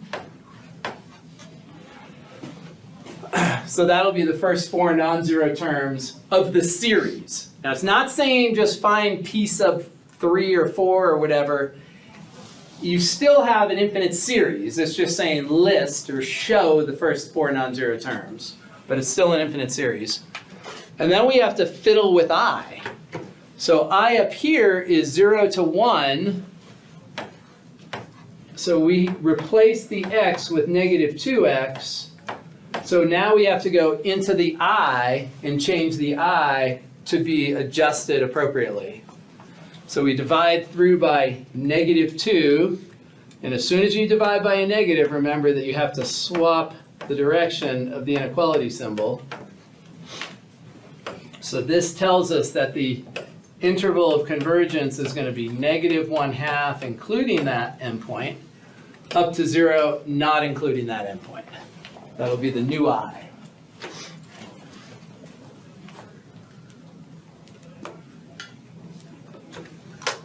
The new I.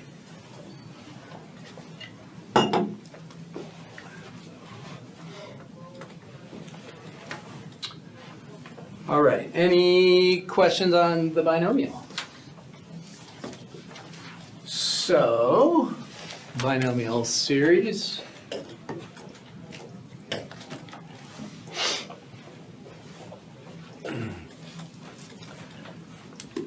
All right, so what about, is there anything else from that chapter, that exam that you want to look at before we look at some of the newer stuff?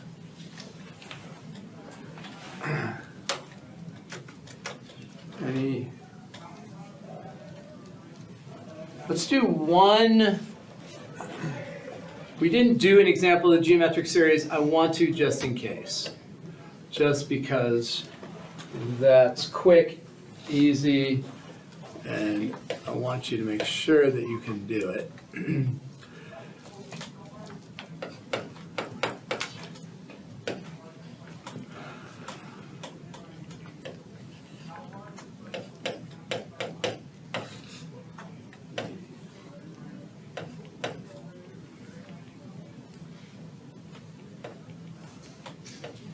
So let's suppose we have something like that.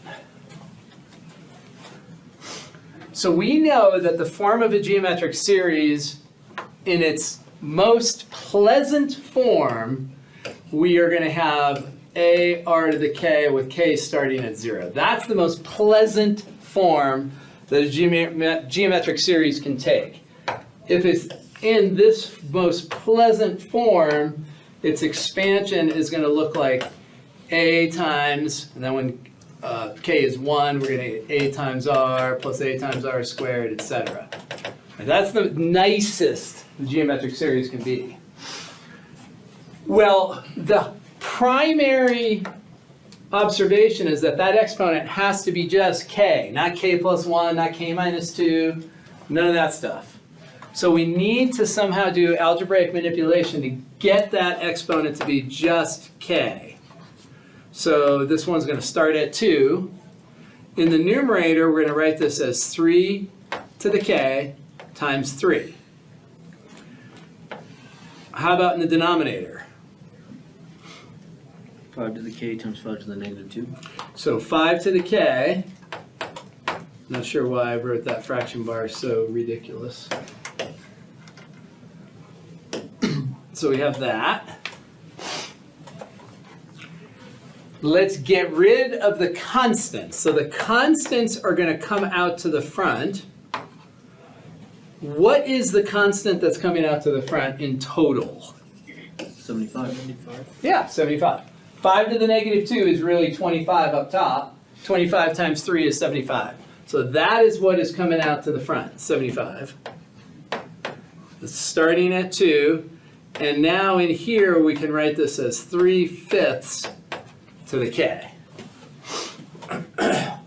Once we have it in this nice, in this case, this is as neat as it can get for a geometric series. Let's identify A, let's identify R. What is A? 75 times 9. So let's just look at the series part. We'll leave the 75 out in front. So just the series part, A is 9 over 9 over 25. So it's the first index value substituted in. So it's 3 over 5 quantity squared, so 9/25. And then the R value, 3/5. So whatever's in parentheses, if you have a K, if you have just K by itself up top. All right, so now we have that. This K value, excuse me, this R value, you've got to tell me whether this converges or not based on that R value. Is this going to converge or diverge? Converge, because this is less than 1. So less than 1 for a geometric series, converge. So now that we know that it converges, we can ask, what does it converge to? So we don't do this next step unless we have convergence. So A over 1 minus R, if this R was bigger than 1, you don't go there.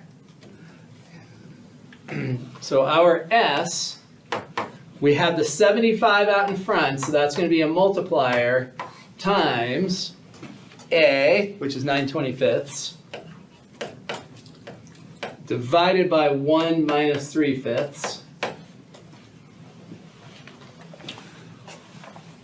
which will give us 75 multiplied by 9/25, multiplied by, down in the denominator, you end up with 2/5, which is 5 halves being multiplied. So we end up with that.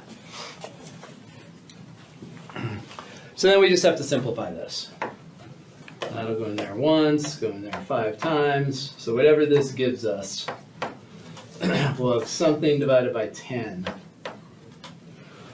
So 675? Somebody check. So that, assuming the multiplication is right, is our sum. That was 135. Say that again? Oh, wait, no, I think I just did my math wrong. Never mind. I got it. 630 plus 45? Oh, Or 750 minus 75? Okay, so there's geometric series. Just make sure you can do those. Make sure. Okay, so the new stuff, the converting parametric to Cartesian and graphing. Let's do one of those. So let's suppose we have something like x equals 2 times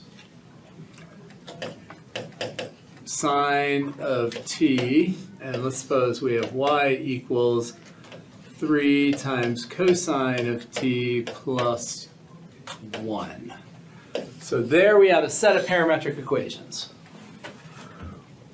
Let's also suppose that t is restricted to be between 0 and pi. And we want to graph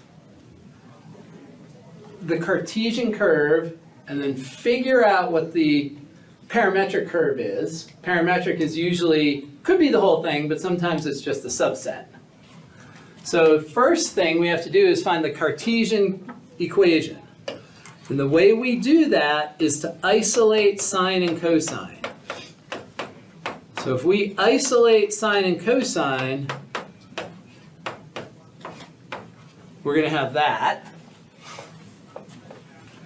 Because isolating sine and cosine works great because we know what identity? Pythagorean. Pythagorean identity. We know that sine squared of t plus cosine squared of t is always 1. So that's going to allow us to ditch the t's. Sine of t is x over 2, so this is going to be x squared over 4 when we square it. Cosine squared is going to be y minus 1 squared over 3 squared, which is 9, equals 1. So there is our Cartesian equation. So that's the first step. Generate the Cartesian equation. So eliminate t. What is that the equation of? Circle. If the denominators matched, it would be a circle. If the it's an denominators ellipse. don't match, it's a squashed circle, so some sort of ellipse. How about the center of this ellipse? 0, 1. So the center, the x is not shifted, but the y is shifted up 1 unit. So the center is 0, 1. So when we go to graph this ellipse, the center is at 0, 1. So we're going to come up to here. There's the center right there. I'll put a little X there. That's the center. So when you're graphing an ellipse, you look under the x's to figure out how far sideways you go. And the square root of 4 is 2, so we go 2 units sideways. So 1, 2, 1, 2. So these are the points on the minor axis. The points on the major axis in the y direction, we look under the y's, take the square root of that, it's 9. So we're going to go up and down 3. So there are the points on the major axis. And we're going to connect this with dots to start. So there is the Cartesian equation. The graph of the Cartesian equation is that ellipse. The parametric is a subset of that. We need to know which points are part of the parametric, so we usually will set up a table of values. So we're going to have t, x, y.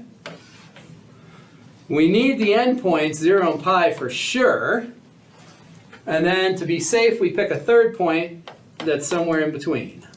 So let's go right in between. So we come up here, plug in 0. Sine of 0 is 0. Plug in 0 here. Cosine of 0 is 1, so we get 0, 4. So 0, 4 is right here. This is t equals 0. Plug in pi over 2 up here. Sine of pi over 2 is 1. 1 times 2. Cosine of pi over 2 is 0, so we get 2, 1. 2, 1. That is when t is equal to pi over 2. And we kind of see our pattern pretty easily now. When we plug in pi, sine of pi is 0.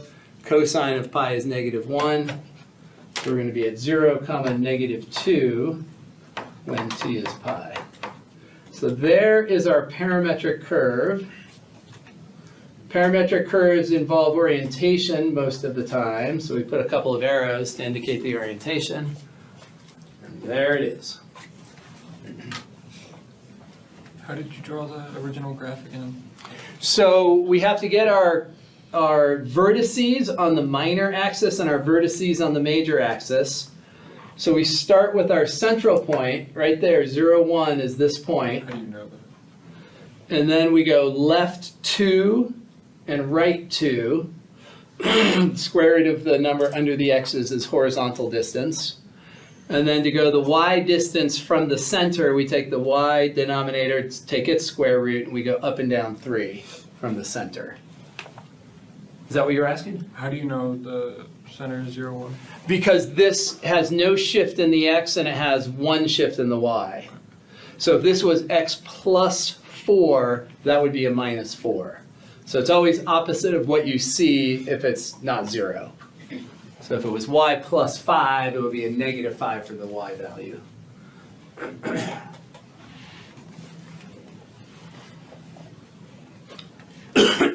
Okay, so that's graphing parametric. And you can always practice your parametric graphs. You can look at Desmos. Desmos will graph parametric for you also, just to do a little bit of practice. So converting polar to Cartesian, finding the slope of the tangent line, finding area between curves. Let's do converting polar to Cartesian. So polar to Cartesian.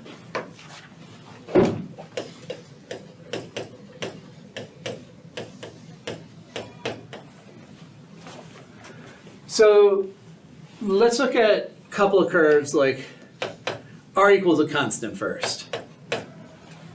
Conceptually, we know that r equals a constant is what kind of graph?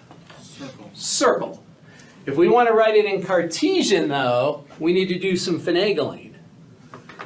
So what we're going to do here is square both sides, and then the x squared plus y squared can come in for the r squared.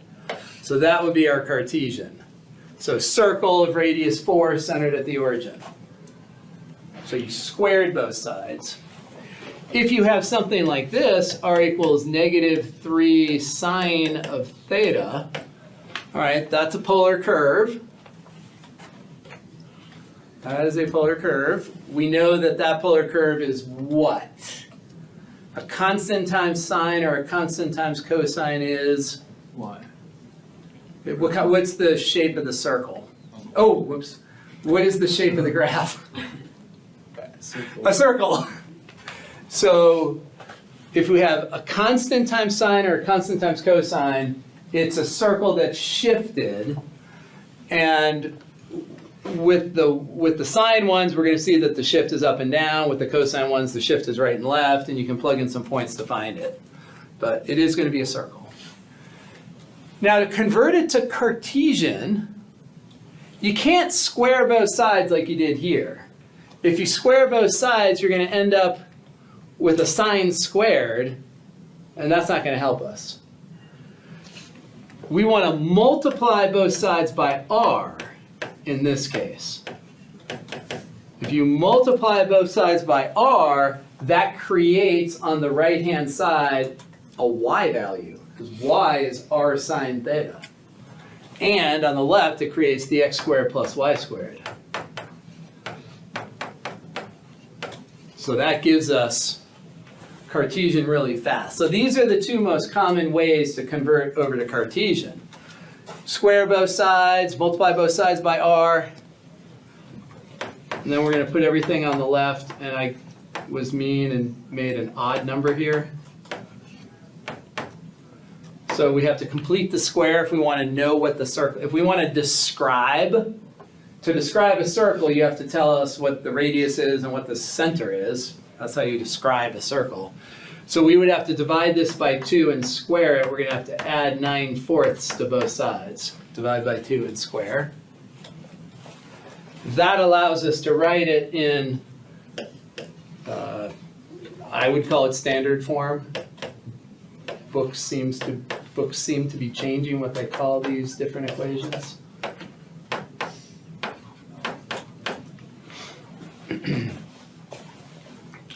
So what is the center of this circle and what is its radius?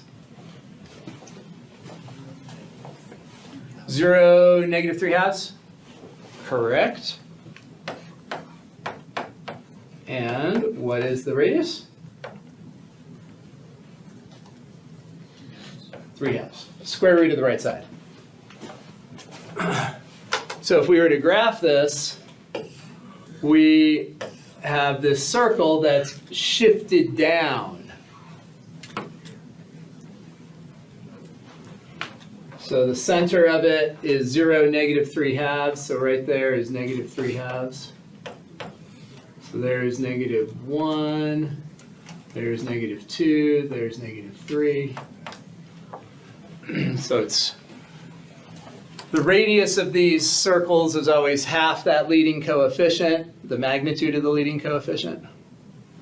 And sine is going to shift it up or down, and it's shifted down because it's a negative.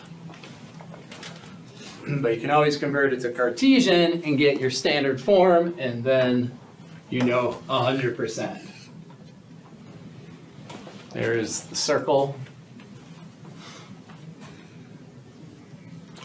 All right, so that is converting. Converting from polar the other way, from Cartesian the other way is pretty easy because you just turn x, every x you see you turn into r cosine theta, and every y you see you turn into r sine theta, and then simplify. This is the direction that takes a little more ingenuity. All right, so slope of tangent lines to polar curves. Okay, that can take a little bit of work. So we've got a polar curve. Let's take a polar curve like,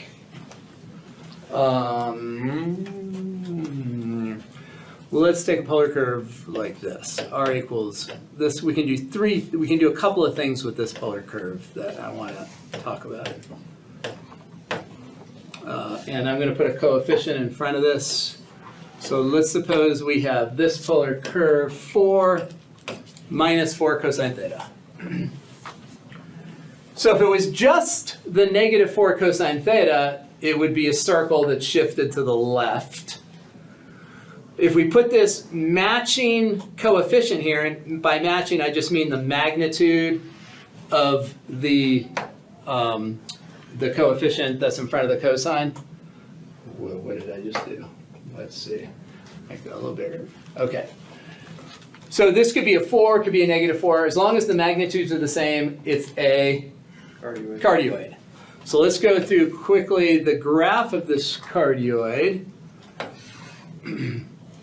So we do our quadrantal rotation, rotating by pi over 2, 3 times.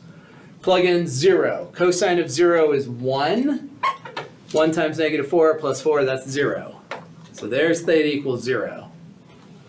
Pi over 2, cosine of pi over 2 is 0. So we're going to be at 4 units from the origin in that direction. Rotate over to pi. Cosine of pi is negative 1, so we get 8. So we're going to be out there at 8.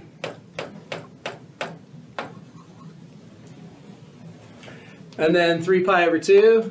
Cosine of 3 pi over 2 is 0.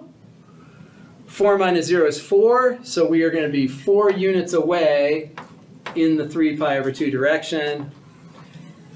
So we have this cardioid right there. Here's our graph.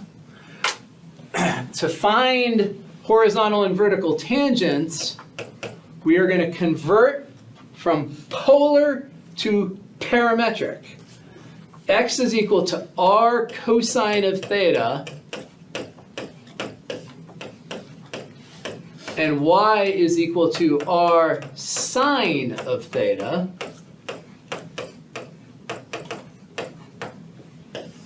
So we now have the parametric form of this cardioid.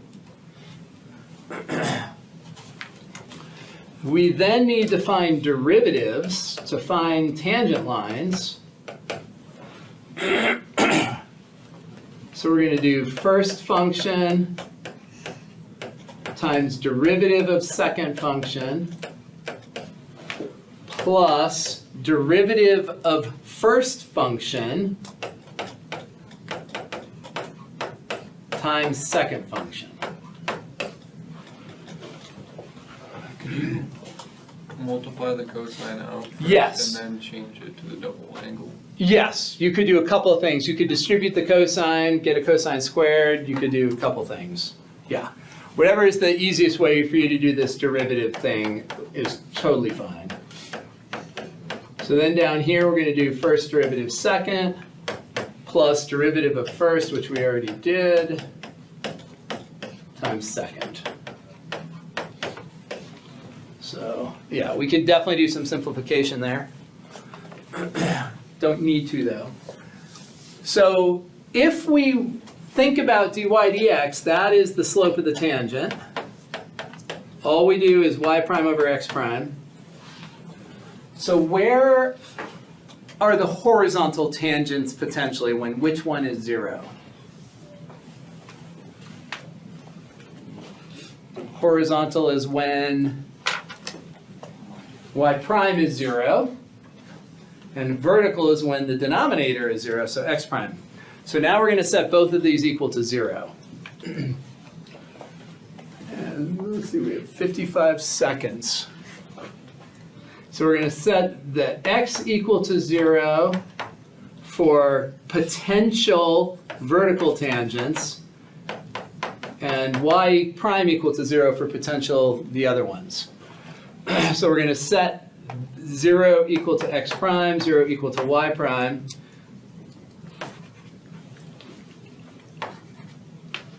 When x prime is set to 0, we definitely want to distribute here, so we're going to get minus 4. I'm going to do a little abbreviation. When it's just sines and cosines, you can think of S for sine and C for cosine. So that's going to be minus 4S plus 4SC plus 4SC equals 0. And for the bottom one, we're going to make that 4 cosine minus 4 cosine squared plus 4 sine squared equals 0. And then we can stop there, and I'll finish it. You can stay if you want. I'll finish it, or you can take off and I'll factor this out. But long story short is we know ahead of time, because we've done this, we are going to end up with 3 horizontal tangents, and we are going to end up with 3 vertical tangents. So whenever you're dealing with a cardioid, you kind of know what you're going to end up with. So we're just trying to find those angles. So I'll finish that off and point out the angles. Any questions getting to that stage?